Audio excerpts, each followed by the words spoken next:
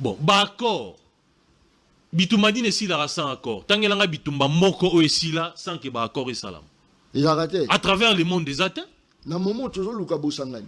Bosangani, c'est la Sengeli batubaye d'abord que ba consultation les au salam. Ba consultation on a stratégie à balkanisation à Congo. Ils ont un cadre stratégie wana. Et Sengeli ba Congo mani baye yango. Kabila a la qualité ni pour consulter population. Oh. Non, pesa nga qualité na eh. Aza qualité de. Azana Kabila aza sénateur. Azana qualité mon côté pour consulter population, pour recueillir ba vie na bango. Azana qualité oraté. La balkanisation est un fantasme. Comment expliquer les Congolais nous suivent? Congolais, suivez-moi. Hier, Kabila était contre la balkanisation. Vous étiez dans l'opposition. Est-ce que vous avez les discours anti-balkanisation? Nous étions avec vous. C'est Kabila qui dénonçait. Maintenant, Kabila n'est pas dans l'opposition. Les combats, échanger cartes, c'est une blague. Maintenant, c'est plus Kabila qui dénonce la balkanisation, c'est vous. C'est là qu'il y a la blague. Tango Fayoulou, abimé pas naïe, à Kepa Félix. Aïe, Koébisa Félix, c'est naïe, comme on a yo, pour ça, tout ça, Lingomba, comme on a un camp de la patrie. Wana yali ko kabola to ko sangisa bato na tuni na ye faulu awa bako sa lingomba kan de la patrie liboso azaki na kani. Je salue sursaut patriotique ya Fayulu à comprendre que babane ko zoba bango ba mema bango na makambo mobo ya mbilinga tant on se rend compte que plan ezali ya balkanisation ya RDC tant on se rend compte que plan eza ya oyiba ba minéré na biso azongi sikoyo ki congolais sali nde oyo sali que nde ozo sala ke bande ko na biso ya ensemble sursaut patriotique wana ba na ngote. Félix tata mokolo bongo Faulu tata mokolo ndengwana po Félix yamba senko Faulu motesenga ya kono sengai tango Félix ala mukaki alobaki te M23 eza mondelo ya montagne ligne rouge. Tango yo moko bongola ki yango andimi atinda bato bakundo solana M23 Faulu montaya ko sengango boni ko kosa biso boye ko komisa prêter ko bozoba boye batata mikolo. Sengeli bakongomani baye que Kabila, AFC, M23, Rwanda, troupes rwandaises baza eloko moko.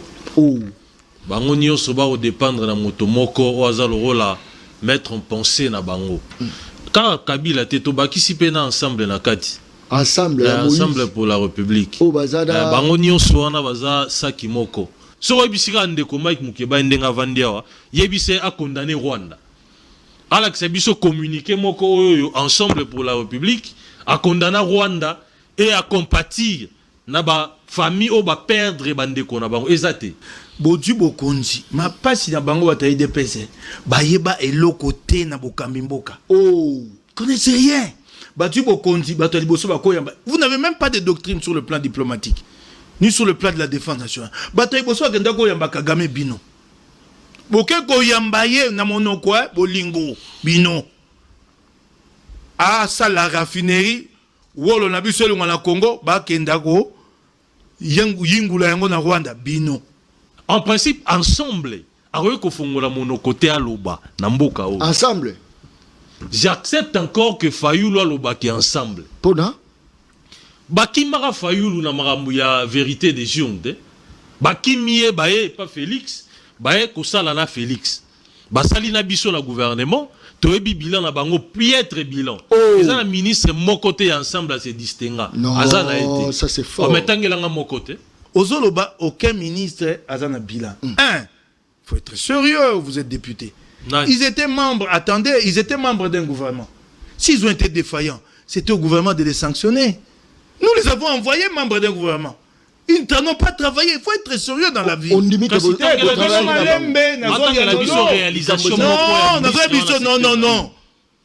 être sérieux. Ils étaient sous la responsabilité d'un premier ministre et du chef de l'État. S'ils étaient incapables, il fallait les virer. Ça, c'est des 1. Parmi eux, il y en a un qui a été débauché. 2. Moïse Ozang, vous l'avez débauché et reconduit. Il est défaillant, vous le reconduisez. Il est encore au gouvernement, monsieur. Alors, il y a comme un ministre, comme un gouvernement. Mais comment parti politique et un ministre, on a démissionné pour baser dans la partie na bango. Donc réalité ça quand il est au gouvernement, il est au gouvernement, monsieur. En matière politique. En matière il y a gestion, en matière non mais difficile à comprendre. Hein? Mais ce qu'il y a na gouvernement, alors ça la pona na philosophie. On peut lui demander de démissionner, mais quand il est parti c'est là qui a démissionné. Oui. C'est le parti qui l'a délégué. Mais il travaille c'est le parti qui l'a délégué. Car sous ça, il ne travaille pas sous le parti. C'est là qui a se distingué parce que parti on est un modèle. Malheureusement, confondu bangoni oso. Sikoyo, soro tuninga makambo ya kosisa bitumba ya Kabila. Na webisa okezara maseki. Parce que M23 wana bayeko bundisa président Félix bazo réclamer ba accord bango ba signara na Kabila. Et ngolo ba kebitumbo sila raté.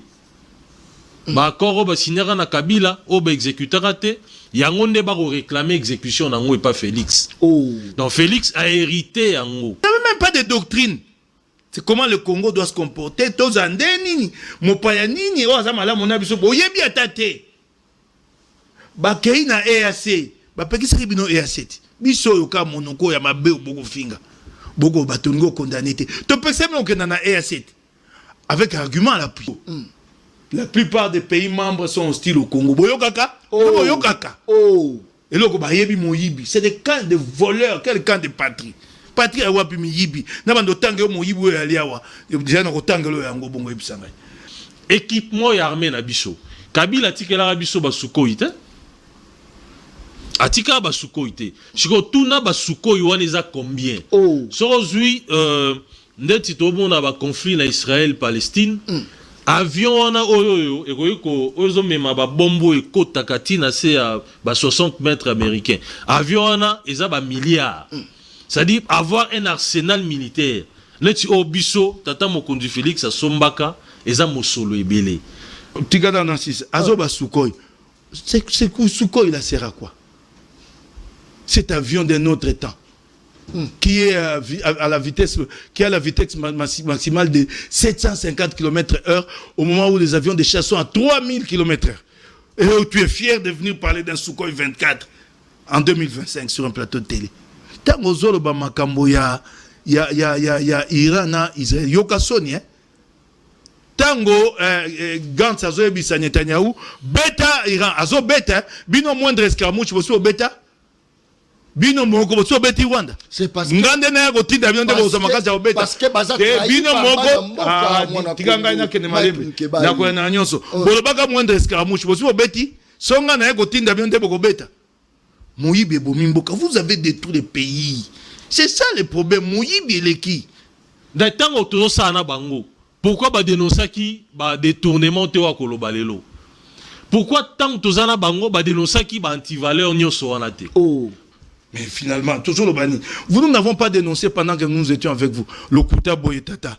To baka ram to telema yango to akina kata union sacrée. Moyibi na bino ram boyiba biso mbongo na biso ya pasi na kata chombo. Boyibi te bandi ko lobango na kati na kolela yo même na koya même na déclaration na biso. Boyibi ya l'état ti ekokite boye koyiba. Vous nous avez volé dans nos poches. Et là, ko sangana bino poto sangana to yibe longo to ko yate botikana moyibi biso toza membre ya Union africaine bongote chiko soki ba décision zo mi na niveau Union africaine ce toza là ba membre modèle et c'est to respecter ba décision wana résolution des Nations Unies outi na Conseil de sécurité biso toza membre des Nations Unies asengi na biso to négocier na Rwanda asengi na biso to négocier na ba groupes armés. Parce que na M23 ça précis et ça peut groupes armés soit précis basengi biso to négocier na bandi déjà mais ils sont en droit non basengi biso to négocier na bango congolais to négocier na bango siko to roboya te pour nani. Mais vous savez que c'est pas congolais. Alors, comment non, mais vous dites que c'est sur base de leur résolution que vous êtes allé négocier avec l'M23. Non, mais vous savez pas qu'il y a des processus de Luanda et de Nairobi. Donc, l'Union africaine dit allez négocier avec l'M23. Donc, l'Union reconnaître donc qu'il y a une partie du conflit qui est congolo-congolais. Les Nations Unies reconnaissent aussi. Et vous, le quoi Bozanga position, vous dites que c'est pas congolais. Les Nations Unies n'ont pas à vous imposer. Si vous pensez que ce n'est pas la réalité, vous ne vous soumettez pas. Bataki bino mondoki. Vous êtes à Doha, mais vous venez dire sur un plateau, les conflits n'est pas congolais. Mais comment, vous dites quoi? Caméra, tiens, les alacatins. On va péter ta famille na bango, et c'est bataka caméra. Il y a Mokolo Malelo, tous en a une kati à plateau, je crois que équilibre et Rosala, tous en a moi na Congo, Mike Mukebai, na kati à plateau émission. Le peuple parle, ça reste à vérifier. Est-ce que Mike Mukebai a rejoint quand il y a des patriotes, quand de la patrie totée, ils appellent solo, autre mekapé romagnola Mokolo Malelo, tout bandit dans Mike Mukebai, Mona Congo, Mbote na yo. Mbote John Kabamba. Bonne santé. Nkolo akobatela. Nkolo azobatela. Mike Mukebai, tout le monde qui Mona Congo, Martin Fayulu. Ayamba mie pa mokonzi mboka Félix Antoine Tshisekedi Tshilombo. Et juste après, tout le monde a eu par contre Yambape Batu. Tout le monde est présent, il y a Delisa Sanga et pas ya Ndeko Martin Fayulu. Comment on a ndenge mboka za rokendele. Mike Mukebai, aux autres qui la position, tous ont rejoindre la position à patriote. Malobonga muna. Ndeko mboka ya na pasi mboka ya mobulu soko mboka ya na pasi ya na mobulu tukoluka maele boni to sangana biso banso to vanda na mesa to solola po kimia ekota na mboka tango Fayulu abimi pa na ye akepa ya Félix aye koyebisa Félix na ye komona yo po sa to sa lingomba kombo na yango kande ya la patrie wana yali ko kabola to ko sangisa bato ya ye asa lingomba ya sika kombo na yango ka na tuni na ye Fayulu awa bako sa lingomba kande la patrie liboso azaki na kani ay bisana ba kongomani auti na kani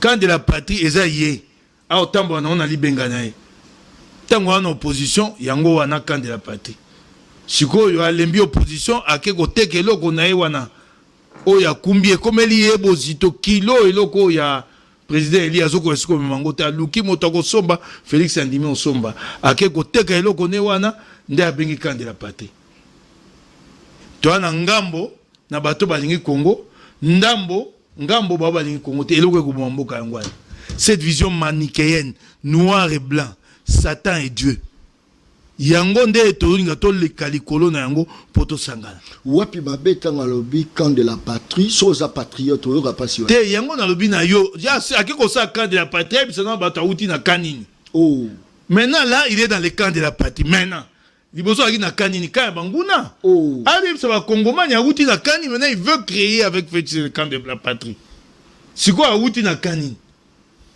ay bisana ba congomani lelo to na posa ya kovanda na mesa okingai to solo la makambo Congo eloko ne tambola kite poani bande ko musuba zumandoki poani mapono mesa maki mabe eloko to luka yangwana yo okei boko sa lingomba sika e ali loko aka inyosa ke bafongoli bakotise na inyosa ke mais ye na badir na ye azaro lobaki azaro senga na mokonza mboka enfin ka yamba ba 5 ngana ko tuna yo Félix tata mokolo bongo Fayulu tata mokolo ndengwana po Félix ayamba 5 Fayulu motesenga ya kono sengai tango Félix ala mukaki alobaki te M23 eza mondelo ya montagne ligne rouge tango yo moko bongola ki ngwa ndimi atinda bato bakundo solana M23 Fayulu moto ya ko senga ngo boni ko kosa biso boye ko komisa poete ko bozoba boye batata mikolo bayo kanya bibo po opesa likambo nanga moi crédibilité na senga yo oyamba batata épiscopo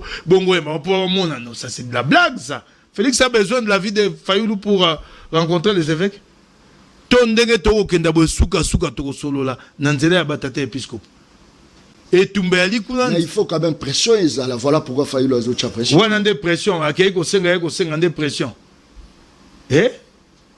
tika ni bango bako sala lingomba na bango biso to na likambo na lingomba wana te so Fayulu amoni te malamu asanga na Félix soki eza union sake bafongoli soki yali camp de la partie ekosilisa etumba te ça n'apporte rien au conflit et alika moto alongo esika azalaki akengambo mosusu pasi oyo toa nango ekosila te olinga ndeko nanga so olingi na yebiso malamu les rapports de force est avant tout militaire faut pas se tromper olinga zana nuna la kisayo wapi makambo o fayulu biloko na saka ya ezanga nzela nalobaki yango mbamba mosusu fayulu na batone bana ngambo fayulu azana ils ont incapacité pour analyser makambo te yango bato aboya loka bandeko nde bana bokonzi yango babo makongo ba makambo makanisi nyonso fayulu yaka lango ezanga moto na makolo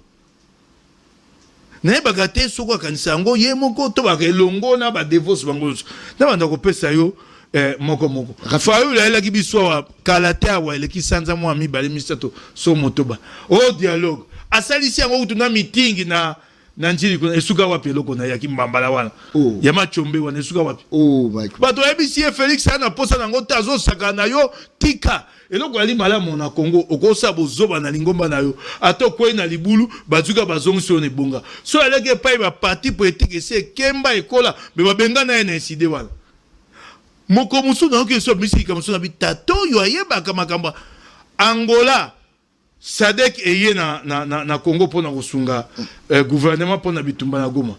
Angola yete pona ni po Angola azana médiation. Angola moto sa médiation. Joël Laurence. Ye lokola zanga ko lukaka biloko akoko se pesa nango Félix alamuki na ko senga gouvernement fait Tshisekedi ba senga Angola apesa biso ba soda ba ya kosunga biso. L'Angola est dans la médiation, Angola kokota sous na bitumbandeni. Diplomatiquement tu trouves ça normal tabilo ko fa la bimisa. Pilo ko boko yaye moko, monsusu abimisa sur za susu ni susu. O ya nini? O ya Angola? O siko ya watanga kute na Félix. Tala makanisa misa ezanga moto na makolo. Asa akute na Félix. Siko yo soni elati yeba to bako zomela akei ko teke eloko na ya président Eli ateke yango ba pesa ya ta moi libonga ndam yoka si ba miko ba bisa de miso kasa o ako senga ba sangisa ba processus nyonso il y a un problème là Yo moi je te to que no malembe tozo que no malembe na no tika sisa tiza abi ba fusionner ba processus comment on peut réfléchir comme ça c'est niveau de responsabilité le processus de Washington c'est d'état à état. Le processus de Doha, c'est un processus pour rechercher avant tout le cessez-le-feu entre les belligérants.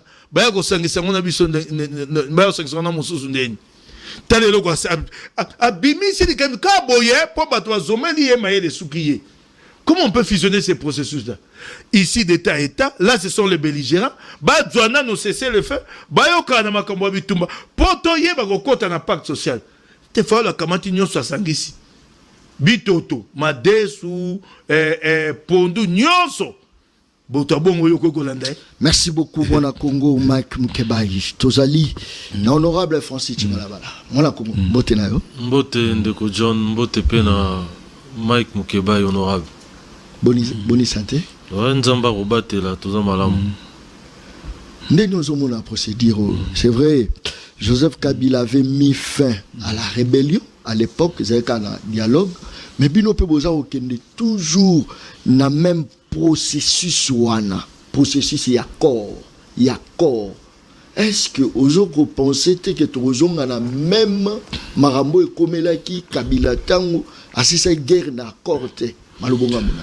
Te sengeli bakongomani baye que Kabila, AFC, M23, Rwanda, troupes rwandaises baza eloko moko. Bango nyonso ba dépendre na moto moko o azalo rola mettre en pensée na bango. Quand Kabila te to bakisi pena ensemble na kati.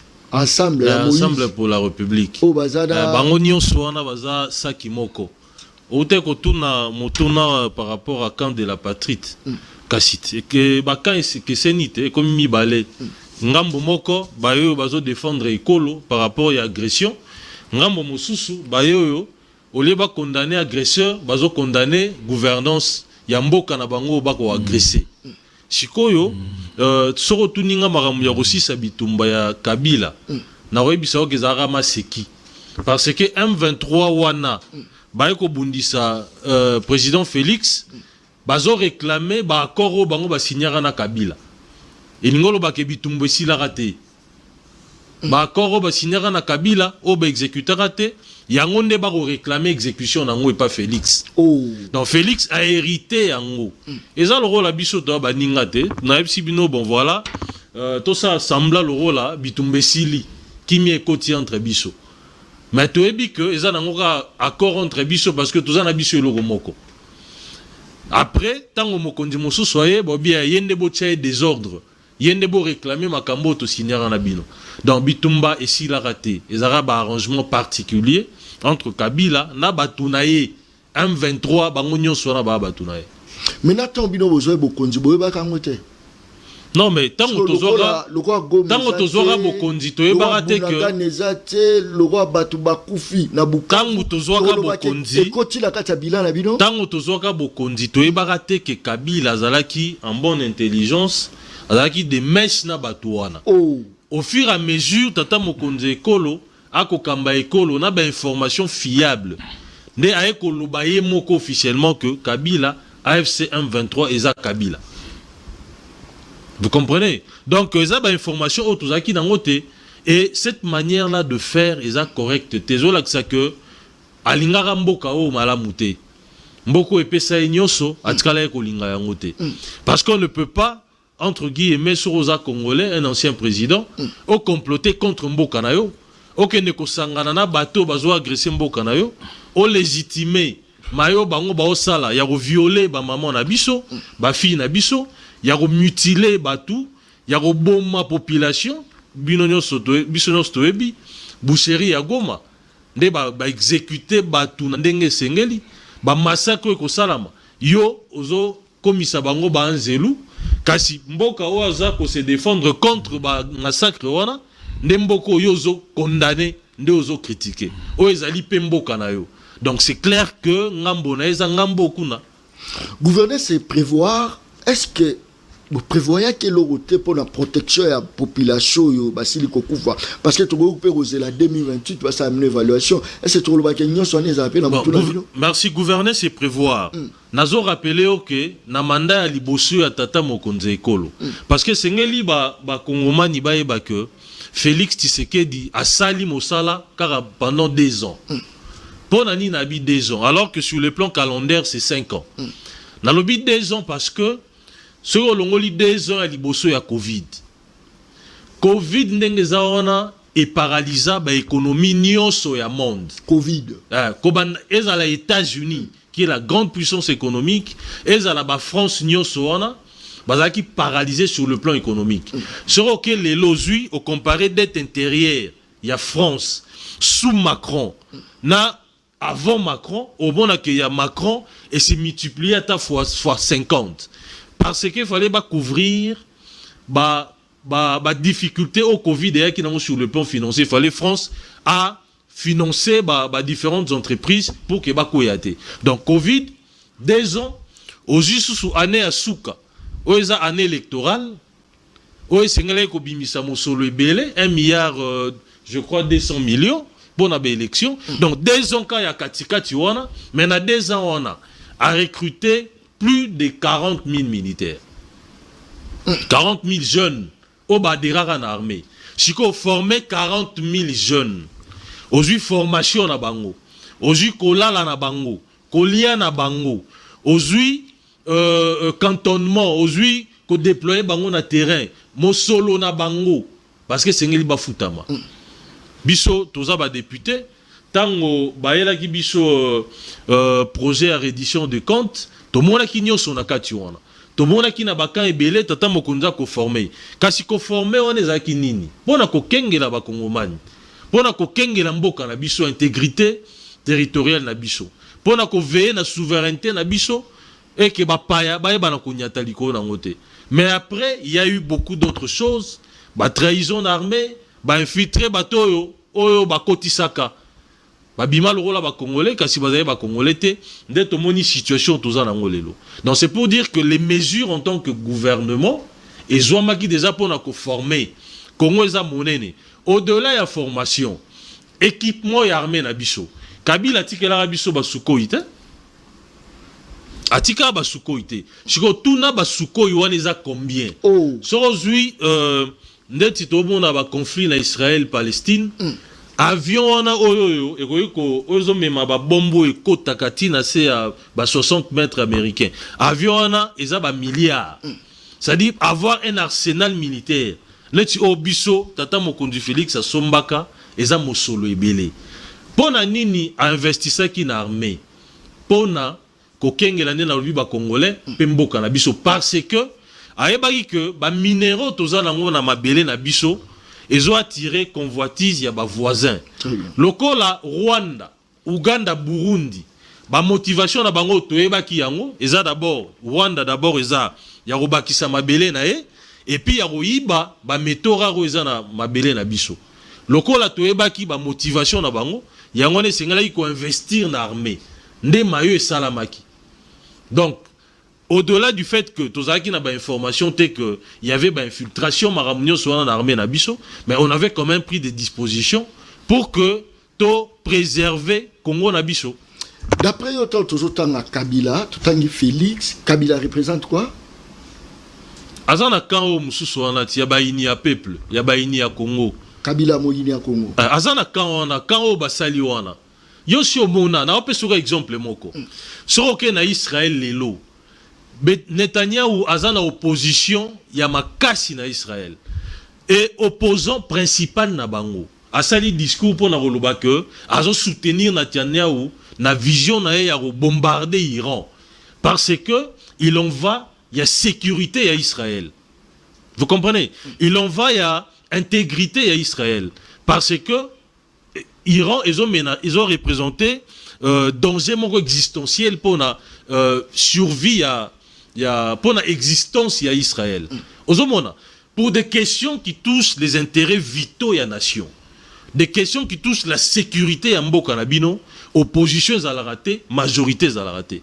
Mais ce que bae bato bake na ngambo kuna ya Rwanda, bazo ko reprendre car un narratif ya Rwanda. Et bazo linga ba pesa image moro lokola toza na conflit moro congolais.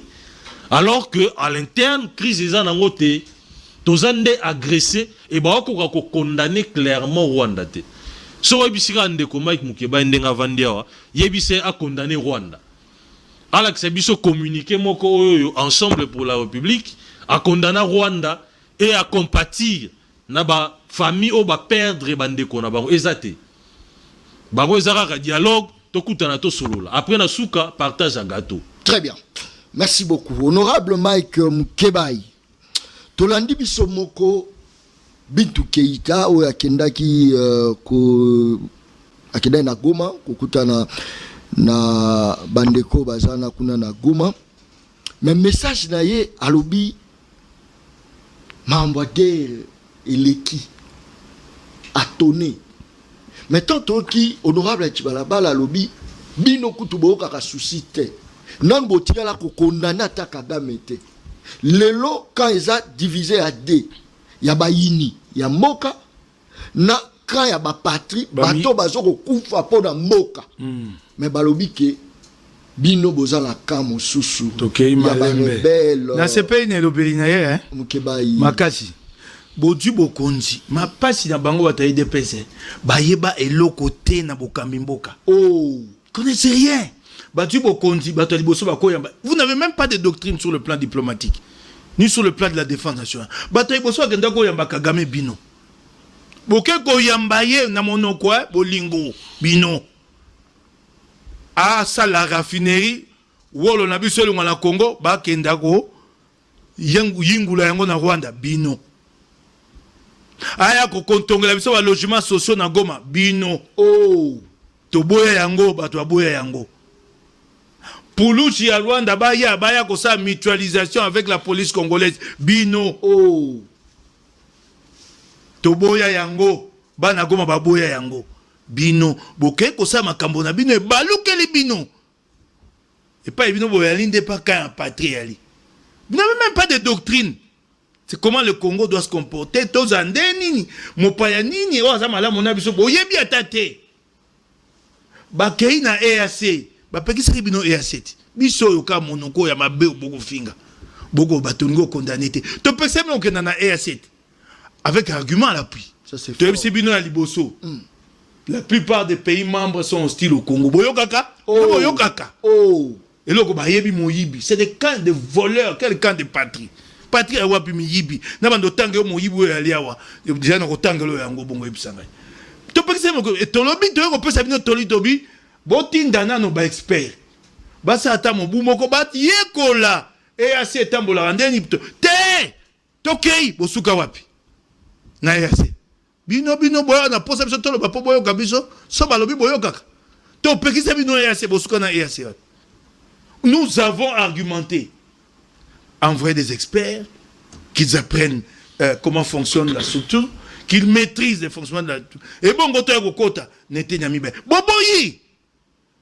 Loko abokenda na bino mo pepe ba bisi bino EAC bakoya bako benga na M23 boke oyamba bango. Parce que ba pekisa bino boyo kaka. Kubo kumbamboka na loko na mabaku, ils tâtonnent dans la gouvernance. Sauf que boke bosuki bozonge pa na biso. Ah, balingo lobate, balingo sabote. Tango zolo ba makambo ya Iran na Israël. Yoka soni, Tango Gantz azo ebisa Netanyahu, beta Iran, azo beta, bino moindre escarmouche, boso beta. Bino moko boso beta Rwanda. C'est parce que ngande na yako tinda bino ndebo za makaza obeta. Parce que baza bino moko tikanga na kene malembe. Na ko na nyonso. Bolobaka moindre escarmouche, boso beti. Songa na yako tinda bino ndebo beta. Moyibi Bomimboka, vous avez détruit les pays. C'est ça le problème. Moyibi et qui vous avez détruit les pays. C'est ça le problème. Olobi Mboka, lelo eza trahison. Général, Yamampinga ya Congo. Lubo Yakashama, Makambo Alobi. Hollandais Angote, quand il dit qu'il y a 1200, on donne les chiffres, un régiment 1200, quand on y va, c'est 300 hommes. Les militaires mangent, démobilisation des troupes. Ça, ce n'est pas un officier supérieur de l'armée congolaise qui le dit. Ou non, il y a bien côté. Kakara, Kangama n'a aucun trahison. Tant que Bazo cause 1200 hommes, il y a 300. Voilà bon mon raté. Yango wana, toko bendarabi matoi. Toko koyana kan wana te po boyo kakate. C'est le général congolais qui le dit. Il est au fond en plus. Bolingi koyana kan wana te. Kan wana okede. Boza la kani. Obi? Bolingi kan wana te sko boza la kani. Nani? Mukebai. Il n'y a que deux camps. Il ne faut pas me poser des questions. Il ne faut pas me poser. Biso ensemble tukutana kabila to soana lelo. Ya linka mwangamboni. Nazo ebisayo nazo ndeko tika nano. Mokolo kabila akotalisa te adu mandoki mokwana to zana ete. Lelo to sola ki na Addis Abeba pa makambo bongo ya moboko likundi to zana ngote leo na nzela. Nazo keno malembe ko bungisa nga ete. Bino moko. Oh nazolo bao paye bisabino pour la robeta Rwanda na opesa bino soutien bino moko boleke moindre escarmouche pour tel le côté vous avez détruit le pays est mal gouverné bolingi balo bana bino ngote la guerre est devenue un prétexte pour vous pour na koko le union sur koko sanyoso. Quand vous parlez de dette intérieure vous avez dit la dette intérieure en France a servi à financer les entreprises pour la relance économique. Vous avez fait passer la dette intérieure de 3 à 11 milliards pour financer quoi? Pour voler. Les 8 milliards, vous en avez fait quoi? Quoi? Vous avez un projet de développement, 8 milliards et sali. Vous dites bien que la France, s'endetter n'est pas un péché. Il faut investir. Pour Mbongo et Botaya, il faut un nyongo. Bino bolengoli nyongo de 3 à 11 milliards. Pas un projet pour financer. Les 8 milliards. Ça a servi à quoi? Vous avez financé quoi? C'est ça le problème. Tu dis bien, Yomoko. La France a financé ces entreprises. Et qui peut avoir la France? Et vous, les 8 milliards. Ça a servi à quoi? Bato Kaboli. Ndebo mesa moto na bina to ebisa biso ati. Mbino boza sombongo yebo Kaboli. Makamboka bota sima. Boza makasi ndebo zo ya netando. Eke na ebisa ki yango to sola kuna. Songa yo na koyaka isute. Pendant mon ton abino moko a poiti bino soko mbongo ebo Kaboli. C'est ça ce qui a détruit les Congo. Boti ko kosa makambo vandi na camp de la patrie et pas iba ko yiba mbongo mikolo nyonso. Il y a des mécanismes Motonio soyez bite kobundisa kanyaka, on combat la corruption en prévention, pas en répression. On n'attend pas que les gens volent. Bino bokobo, yabiso utubala mobao kangami. Non, ne gère pas l'État comme ça. La stratégie de la lutte contre la corruption, c'est la prévention. Il y a des mécanismes de passation des marchés. Nakati à chez vous, tous les marchés sont de gré à gré. Ah, Bolingi Batubaï Batende. Bolingi Batubaï tout 10 millions gré à gré, 100 millions gré à gré. Ah, maintenant, c'est la guerre qui maintenant, la guerre va sanctifier les uns, et ben on soit quoi binemi. Continuez dans ces discours-là. Nous allons nous mettre avec vous ensemble. Vous êtes mis avec Fayoulou ensemble. Beaucoup de temps, Ogogo Bissanga, ce qui vous met ensemble, c'est quoi?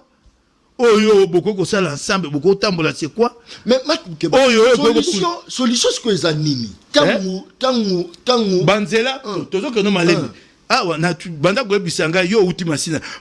Mokora, toi qui n'a pas de na oga, tango bibiga du corps, n'a pas nous massia, les boulets à mon nez boy.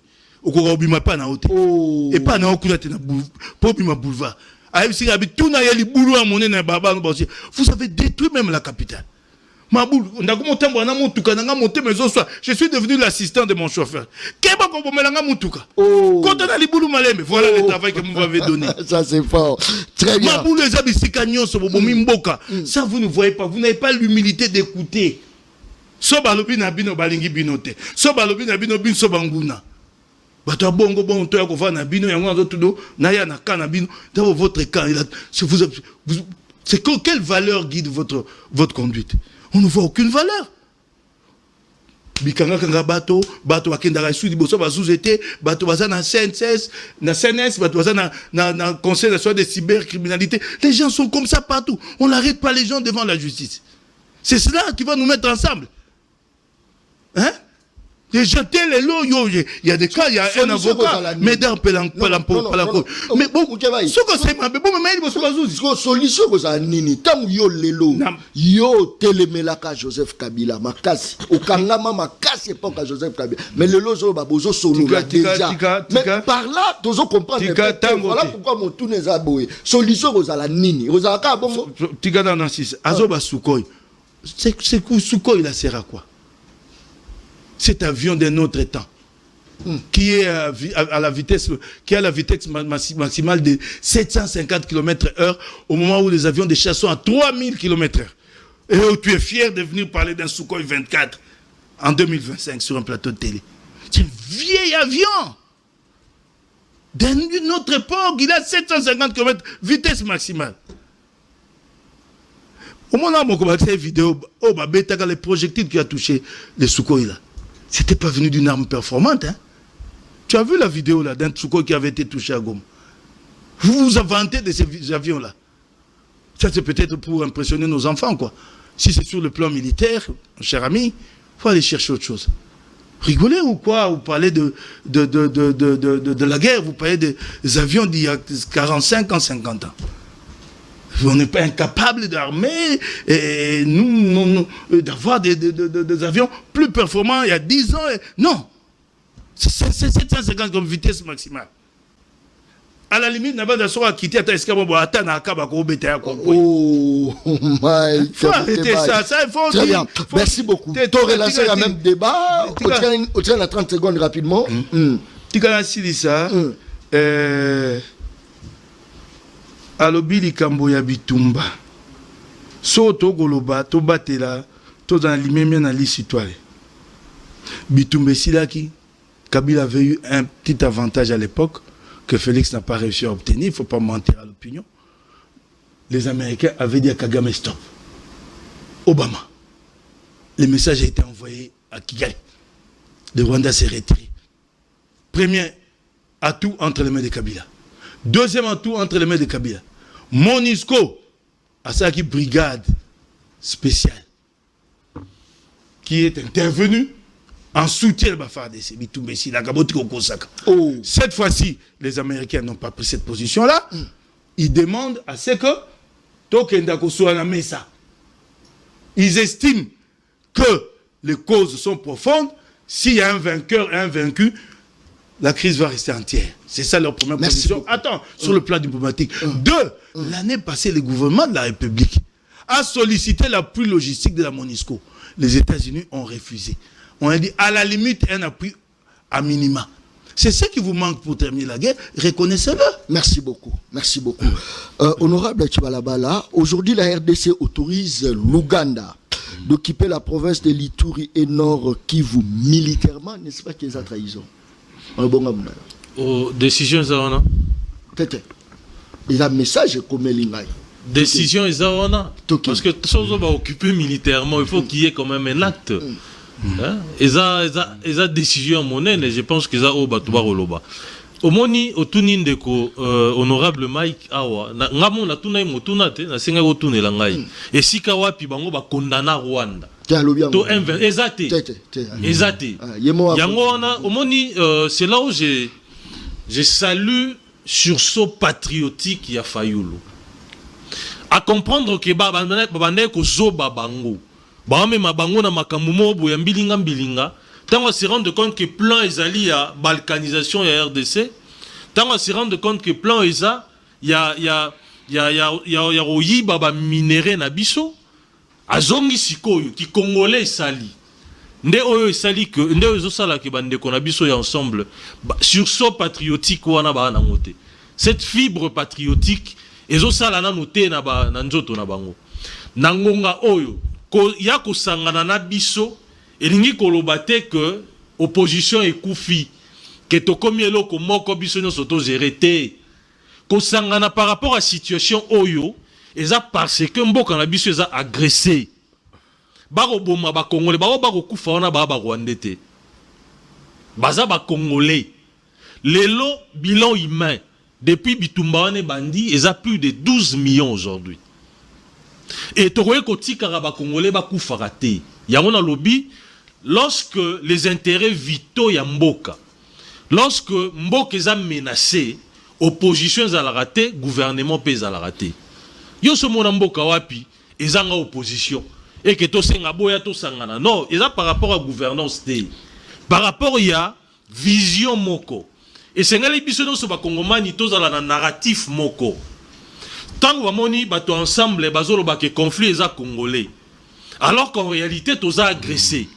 Même bateau et sengeli ba la biso ba solution ba comme embarrassé mais sur Hollandi n'a pas cet exemple à Israël Netanyahu aza impopulaire na Israël, il est soupçonné na mamba corruption, il y a d'ailleurs la justice qui est derrière et la population ba lembayi. Mais par rapport il y a sécurité na bango ba intérêt vitaux na bango ba lobili lo ba moko nde eloko tozo senga bango. En principe, ensemble, ensemble. J'accepte encore que Fayulu a loba qui ensemble. Pona? Baki mara Fayulu na marambu ya vérité des jeunes. Baki miye baye pas Félix, baye kosala na Félix. Basali na biso na gouvernement, toyebi bilan na bango piètre bilan. Ils ont un ministre mon côté ensemble à se distinguer. Non, ça c'est fort. Mais tangelanga mon côté. Tangelanga moko, mais tangelanga ite, ata moko. To salina bango na manda liboso. Kasi botu na bango raison ni ne sala ke balongo. Ezaki ba raison à positionnement électoral. Ezaki ba raison électorale. Balingaki, bazelaki to komi pembe na ba élection, allez ba se retirer pour que ba se positionner na ba élection. Dans tango to sa na bango. Pourquoi ba dénoncaki ba détournement te wa koloba lelo? Pourquoi tant que tozana bango ba dénoncer qui ba anti-valeur nyonso wana te? Ba sali et puis ba refongola monoko lelo et population pas kolanda bon. Heureusement population a dupté. Heureusement population a fongoli miso. Toyebi ke bango bazana kan o baza hostile na mboka, hostile na ba Congolais, c'est clair. C'est vrai, mais est-ce qu'on a États-Unis kuna boso la bango pednini? C'est vrai bino nyoso bozo tanga c'est vrai kaya banguna kaya bo mais on dirait pena kuzu bozo solo la na bango mona Congo. Non mais ko solo la esengeli batu bayeba. Tangu e nazongeli ne lo mo lobi biso toza batu liboso to yambaki Rwanda to bengishi etc. Mais écoutez, France na Allemagne bazaki ba ennemi juré. Lelo baza moi sina mobali bras dessus bras dessous. Tant au président Félix Azui Bokonzi et loko ya liboso d'abord à Salaki. Alinga qui a normalisé ba relation entre RDC na ba état voisin na e. Asali bango ba offre économique et même politique pour que Bamboka nyonso se retrouve devant dans la kimia nini leki kimia na mboko. Bon, ba accord bitumadi ne si la sans accord. Tangelanga bitumba moko o esila sans que ba accord et salam. Il a raté. À travers le monde des atteints. Et ceux qui ont négocié na Rwanda, ont négocié na ba groupes armés, notamment AFC M23, ils allaient li kanisi na bisoté. Ils ont résolution des Nations Unies. Et puis zela, ils ont résolution des Nations Unies, pena ba processus ezaki déjà en cours. Biso toza membre ya Union africaine. Bon côté. Chiko ceux qui ba décision ont mis à niveau Union africaine. Ceux qui sont membre modèle et c'est qu'ils respecter ma décision résolution des Nations Unies. Eux outil na Conseil de sécurité biso toza membre des Nations Unies. Asengi na biso to négocier na Rwanda. Asengi na biso to négocier na ba groupes armés. Parce que ba check yango ba check les M23 ça précis. Et ça peut groupes armés. Rwanda bosi bo bandi. Soit précis. Asengi biso to négocier na ba bandi déjà. Mais ils sont en droit non? Oh. Basengi biso to négocier na bango.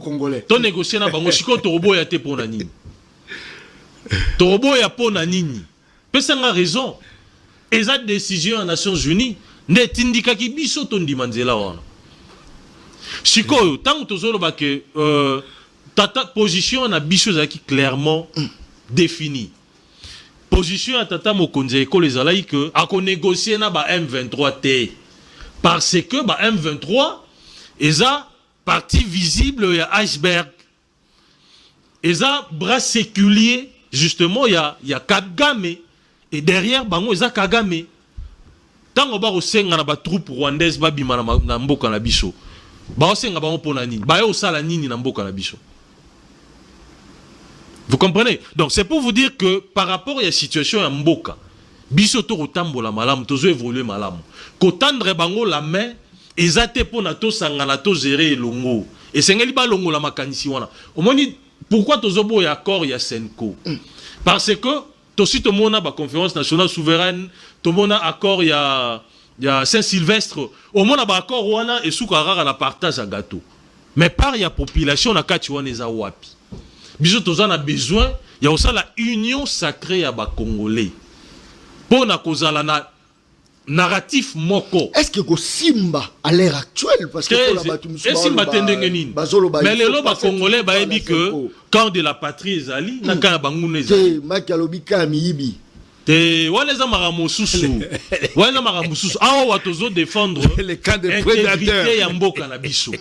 Vous comprenez? Par rapport à mboka na biso, biso to ndimate mboka na biso ekende. Et pona yango toza na simatata Mokonzi ekolo. Ceux qui kimia ezongi ba akoro eko signame ao. Ceux qui kimia ezongi. Bato na bato bazongi na bakwa na bango. Mais s'agissant du Congo, et sengeli tozala ni na opposition, ni na majorité, ni na baba centriste. So mécanisme ni bosa la po bosa ngisa bato nyonso wana. Bosa mécanisme ni. Foebi na ebisolo moko. Est-ce que Netanyahu a négocié na opposant na ye?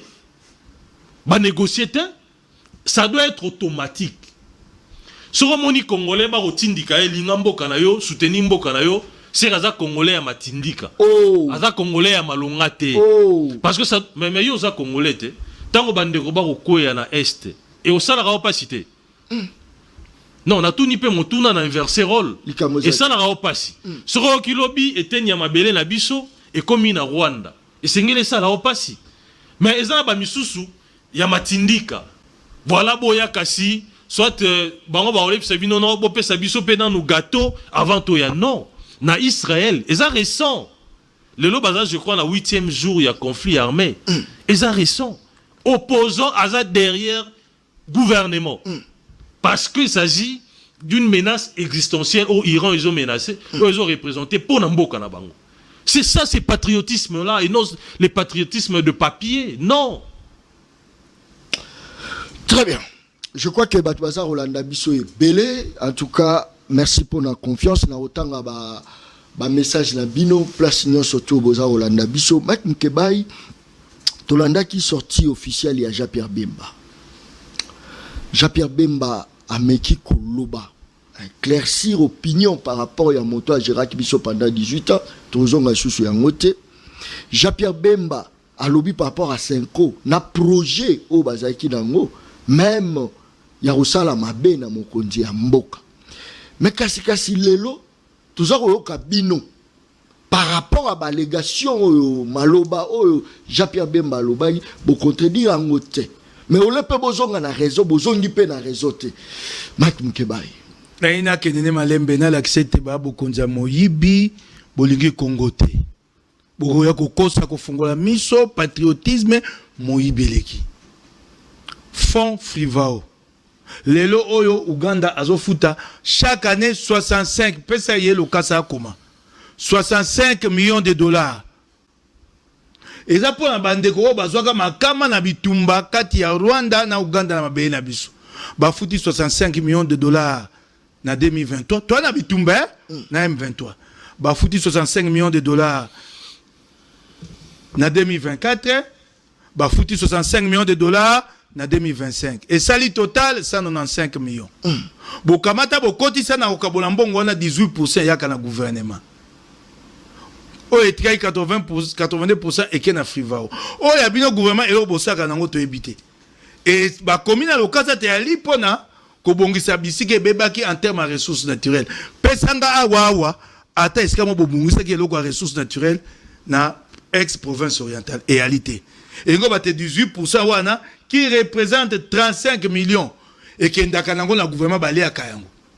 Et bandi mbongo yako mabanda rose mutombo yango mbongo oyo nani akayiko simba oyo nani konsa mutamba oyo ya Frivao asalelaka ezo ça total à 159 900 000 dollars.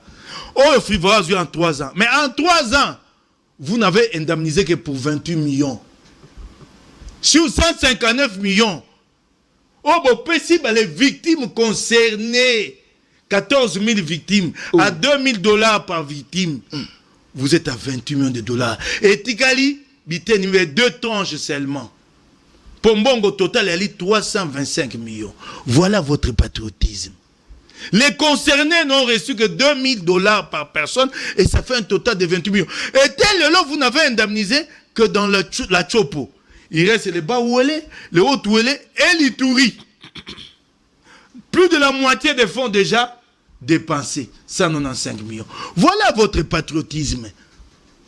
Et là, vous avez sangana bino poto sangana to yibe longo to goyate.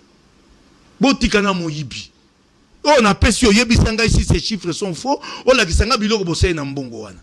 Ozoloba aucun ministre azana bilan. Faut être sérieux, vous êtes député. Nice. Ils étaient membres, attendez, ils étaient membres d'un gouvernement. S'ils ont été défaillants, c'était au gouvernement de les sanctionner. Nous les avons envoyés membres d'un gouvernement. Ils n'ont pas travaillé. Il faut être sérieux dans la vie. On limite non, non. Il faut être sérieux.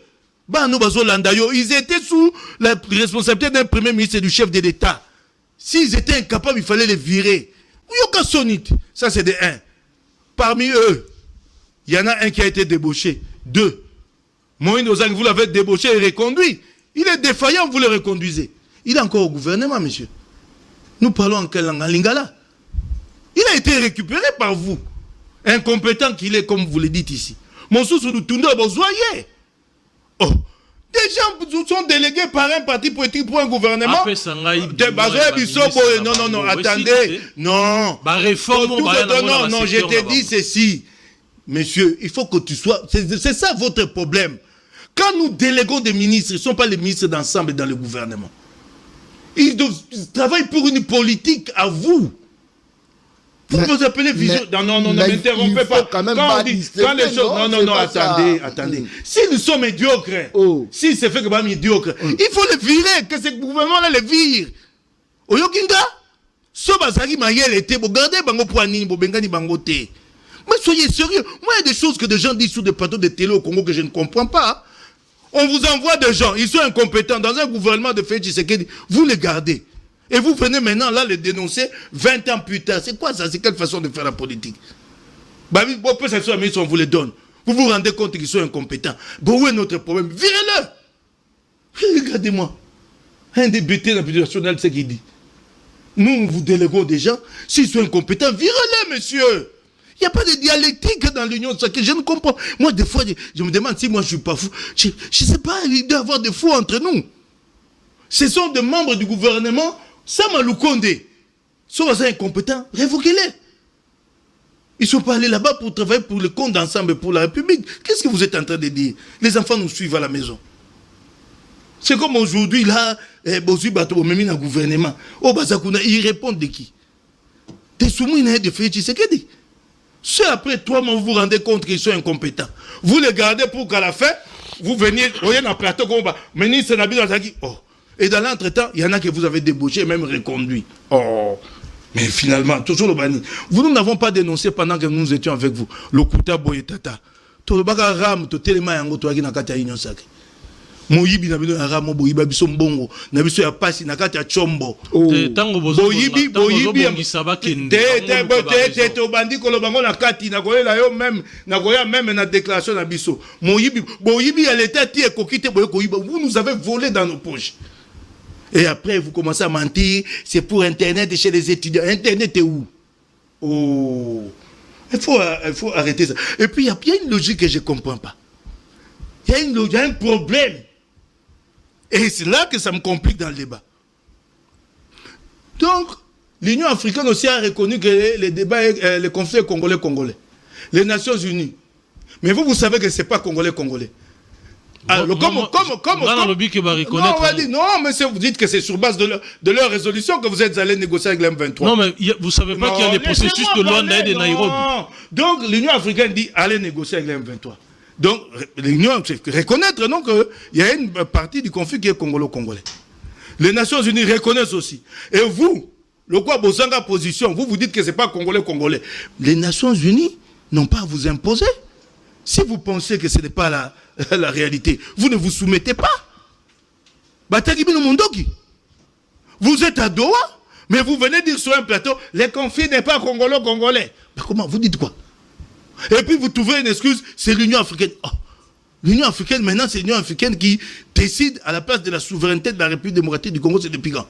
Donc vous ne savez pas que lorsqu'on appartient à une organisation, on cède une portion de la souveraineté. Non, attendez, ça, vous ne savez pas ça? Attendez, ne m'amenez pas les évidences. Voilà. Ça va de soi.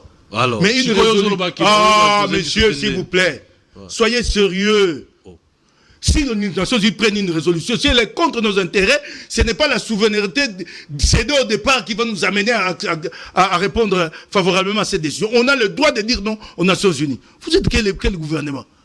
Et vous, mais à votre niveau de responsabilité, donc vous venez dire aux Congolais que nous, on n'a pas voulu. C'est les Nations Unies qui vous guident, quoi. Et vous êtes comme ça et vous voulez qu'on vous rejoigne. Mais monsieur, je l'ai dit, monsieur,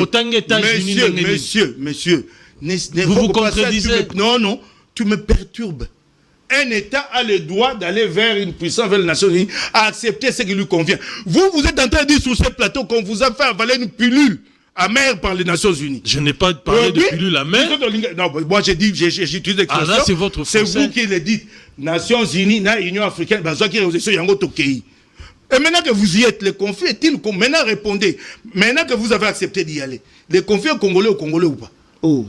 Ils sont là-bas. Non, mais ce conflit congolais, bon au Rwanda, au Sani. Ah, s'il vous plaît. Moi, mon analyse est claire, le conflit à 2 niveaux. Congolais, Doha, où vous êtes allés, où vous participez, voilà, et État à État à Washington. Voilà, au moins. Ça, ce sont des évidences. Ok. Donc, 30 secondes. C'est un peu ça. La solution, Mike Mukebayi. Ouais. Vous m'avez, et je me suis étendu longuement encore sur cette question. Bemba ne me surprend pas. Hein? Il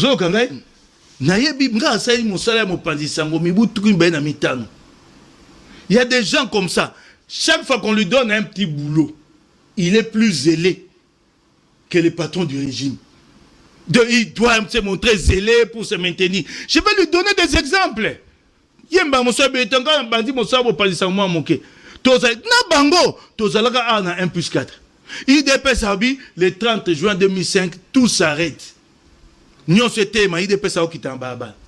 Kabila mokolo bokonzo atikala ko lobate avanda nyen. Ndenga zakana ka lobakate. Bemba. Hier, il vice-président Abima, mais c'est ça son boulot. Il est toujours comme ça, plus royaliste que le roi.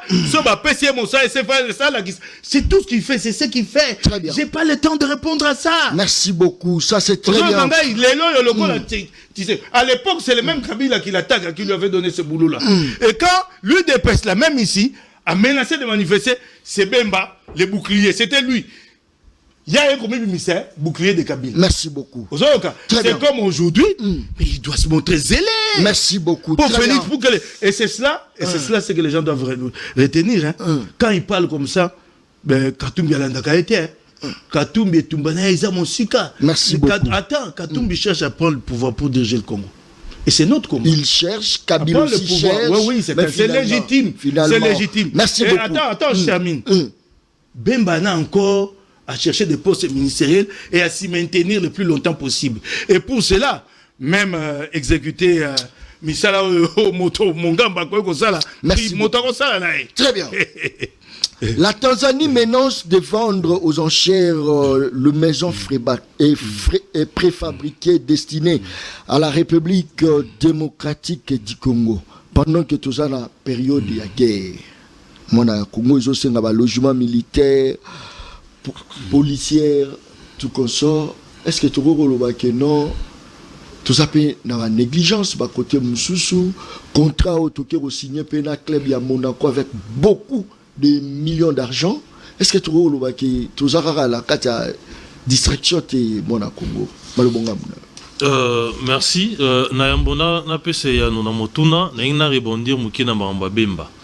Parce que les kiwana, j'ai seulement noté que ensemble tout travail qui naie, tout le monde qui bango se distinguer tout tirali pe au débaucher mutute, kolongwa na bango pezaki par rapport à gouvernance té, ils avaient par rapport à positionnement électoral. Parce que balinga qui base à la candidat président c'est qui ba bima la gouvernement. Alors bi ka comme ba ministre ba comme ya gouvernement mais comment parti politique et c'est ba ministre on a pas démissionné pour bazonga na parti na bango. Oh. Donc réalité ça quand il est au gouvernement, il est au gouvernement monsieur. En matière politique. En matière il y a gestion en matière non mais écoutez. Comprendre, hein? Mais ce qu'il y a na gouvernement, alors ça la pona na philosophie. On peut lui demander de démissionner mais quand il est parti c'est là qui a démissionné. Oui. C'est le parti qui l'a délégué. Mais il travaille pas pour... parti qui l'a délégué. Car sous ça, il travaille pas sous le parti. C'est là qui a se distingué parce que parti on est un modèle. Malheureusement, confondu bangoni oso. Nazongi na makambo lobi à Jean-Pierre Bemba. Nazo corriger moké makambo honorable Mukeba lobi. Kabila te mutape Sarah Jean-Pierre Bemba Mosala. Et là Kabila te. Kabila Jean-Pierre a commis vice-président. Il y a République, na magie, il y a accord, il y a sans suite. Azalaki belligérant, bayokani bakaboli et bonga. Donc régime wana, ezalaki na ya Kabila, na ya Jean-Pierre Bemba. Mais c'est ça la réalité, ça c'est fort. Vous comprenez? Donc ce que l'obaka tout s'arrête, bobimate etc. Ezaki régime na yépé.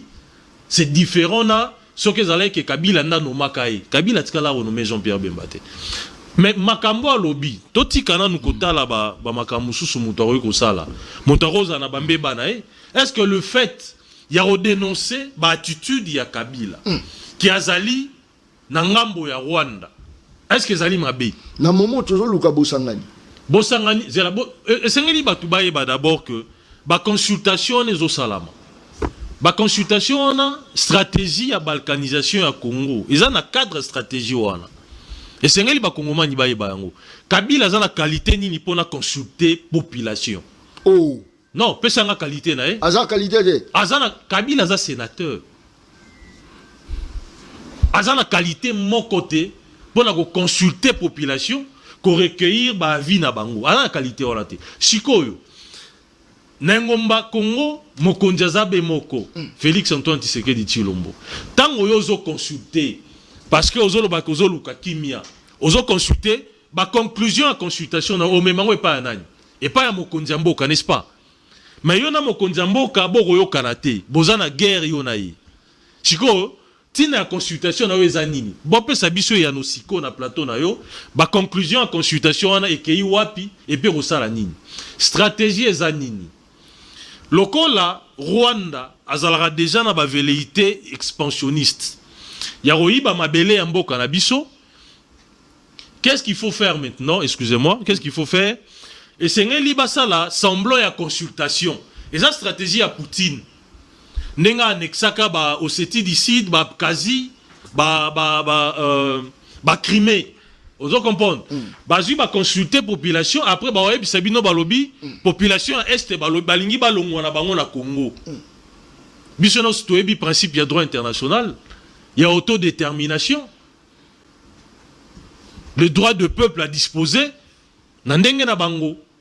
Tobi ba principe on appelle ba sabino non population boyi tala ba conclusion consultation. Population boyi que nambo komi na Rwanda ezonga lisu na Congo. Allez ba organiser moi semblant moko ya référendum. Pour voir le bakeno voilà biso pe to komi mboka mosusu. C'est ça la démarche. Malheureusement pour na bango, ils ont en face un Félix Tshisekedi qui est viscéralement attaché à la RDC. Et plan on est aussi mbaté.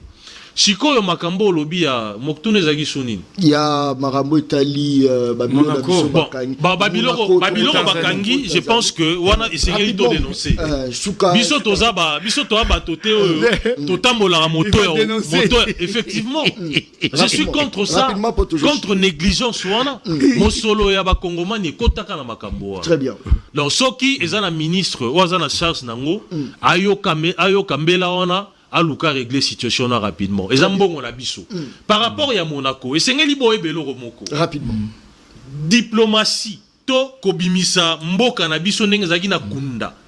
Ezo senga ba énergie ebele. Bango kaka na opposition.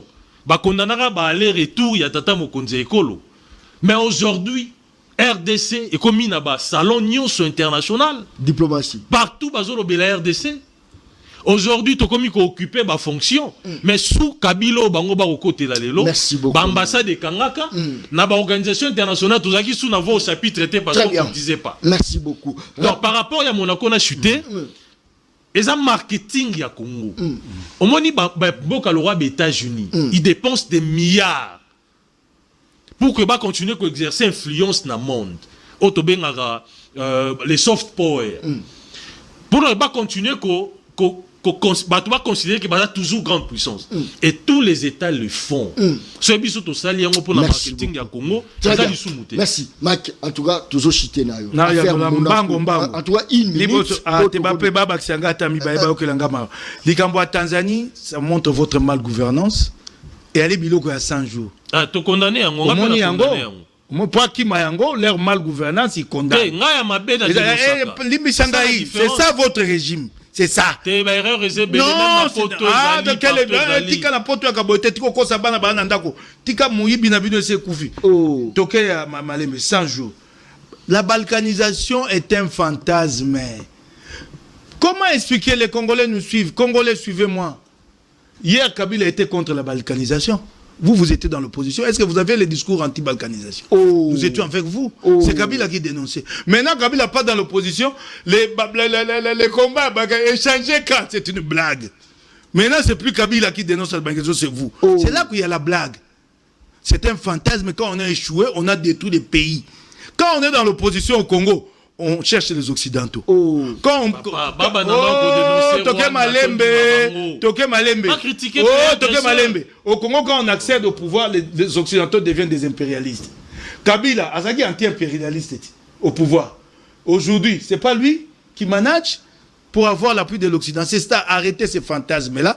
Ces pays étaient coupés en 3 administrations sous Natango Yabitumba, SED, MLC. C'est la communauté internationale qui nous a aidés pour nous mettre ensemble en Afrique du Sud. Il faut arrêter ces fantasmes-là. Si le Rwanda menace, c'est parce que le Rwanda sait que nous sommes un État faible. Le jour où nous aurons une armée, le Rwanda ne bougera pas. Arrêtez d'affaiblir l'État. Merci beaucoup. Les Mobondo à côté ici et tout ça. Monaco. Quand même, il y a innovation. Attendez. Initiative louable. Très en bien. soi. Mais pour quel objectif? Vous allez faire de la publicité. Balobi na publicité, retenez ce que je dis. Le premier atout d'un produit dans la publicité, c'est la qualité. Il n'y a pas de route. Toi-même, tu as souffert pour venir ici. Ça, c'est fort. Vous allez amener les investisseurs où? Les touristes, ils vont circuler où? Il n'y a pas de courant. J'étais alimité cet après-midi chez ma soeur, limité industrie. Il n'y a pas de courant. Créez d'abord les conditions à l'intérieur. Ça, c'est fort. Créez les conditions à l'interne. Tu te réveilles le matin, Internet ne passe pas. Tu arrives à Kindu, un message WhatsApp lundi, tu vas recevoir le message mardi. Tu te promènes à travers le Congo, tu arrives dans une localité, Vodacom, et ça, location, tu vas bien à Tozaka, Nertel. Il y a beaucoup de problèmes à régler. Vous ne les réglez pas. Parlons, 4,8 millions pour Monaco, on a habité Sokoboni, 10 millions, sur 9 millions pour l'AC Milan. Mais le championnat local ici, national, a été interrompu en 2023 faute de moyens. Le personnel du Stade des Martyrs, 12 mois impayés. Le personnel du Stade des Martyrs. La salle de musculation du Stade des Martyrs, qui ne demande que $100,000. Vous avez organisé les Jeux de la francophonie, vous n'avez pas pensé à réhabiliter la salle de musculation. Alors que cette salle-là, c'est pour nos clubs, pour nos équipes nationales, judo, karaté. Puis soyez quand même sérieux. Merci beaucoup. Merci Mike Mukeba Itokomi Penzala Souka. Merci honorable Ndongondi Maye quand même invitation à Bisso. Ngane na tondio botondi pona honneur au salinga ko inviter ngana à plateau et surtout qu'on a Mike Mukeba est quelqu'un que j'aime beaucoup. En 30 secondes. Un monsieur intelligent, mais Hermo Boué. Moi, il alors soutenir les motos à l'Ingi Congo. Merci beaucoup. En 30 secondes, message patriotique. Voilà, na osengara na bakongomani baza na sima ya président de la République. Tozo senga na batunyo sote baya to gérer na bangote. En pareille situation, ça doit être automatique. Très bien, 30 secondes. Voilà, tout soutenir FARDC, Wazalendo, Natata Mokonze Ekolo, et tout chuter déjà vers la solution efficace et définitive de la situation. Merci beaucoup. Kakanes na lobaka émission ngeza baleine. Baleine balia kaena mukulu moko te balia kangonda mondambo bolia ki parti ndambo baleine tozaina honorable Francis Chibalabala zaki en face ya honorable Mike Mukebayi. En tout cas vous s'abonner na chaîne YouTube Le Peuple Parle TV officiel pour ba continuité à nyonso mais naza osenga na régie ba pesanga mo faveur ya moke. En tout cas, encore une fois, pour l'assistance, ils ont vraiment moi cassi assistance sociale. En tout cas, félicitations encore une fois. La fondation Mama Denise Nyakero, je crois que toujours au chité, nena élément on a des euros c'est séparé biso dans l'émission Les Peuples Parlent à Mokoloma Lelo. Merci et bye. Merci.